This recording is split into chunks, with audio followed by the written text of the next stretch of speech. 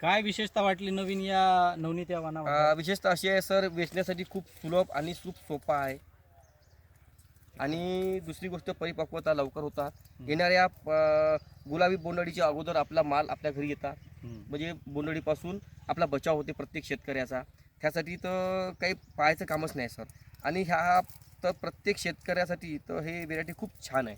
आणि रोग प्रतिकारक बद्दल काय वाटतं तुम्हाला? येणारा रोग हा सर, ह्या नवनीत वाणावर लवकर अटॅक नाही होत सर. जरी फवारणी जरी थोडंसं लेट जरी झालं तरी तेवढं काही प्रादुर्भाव होण्याची याला हे चान्स नाही आहे. आणि कापूस कसा वजनाला कसा वाटतो? वजनाला जवळपास साहेब, पहिलं जर बोंड पकडलं तर प्रति जर एका बोंडाचं वेट जर केलं 7.5 ते 8 ग्रॅम तर टोटल आहे सर. नंतर जर शेवटचे जरी बोंड असेल 5 ग्रॅमच्या वर आहे, पण अंदर नाही. आणि शेवटपर्यंत आपल्याला पाहू शकतो की मोठ्या बोंडाचाच एक शेवटचाही वेचा हा साधारण मोठ्या बोंडाचा निघतो. वरचे जरी आपण बोंड बघितले तर हा मोठ्या बोंडांचा कापूस शेवटच्या टप्प्यापर्यंत आपल्याला दिसतोय तर साहेब. काय अपेक्षित आहे? टोटल उत्पादन तुम्हाला या ठिकाणी किती होईल?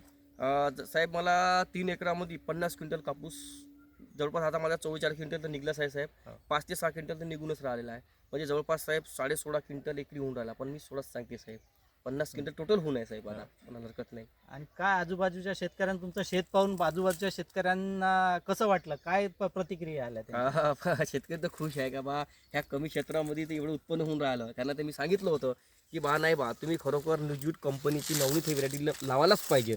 नको जास्त, 2-2 पाकिट तरी लावा.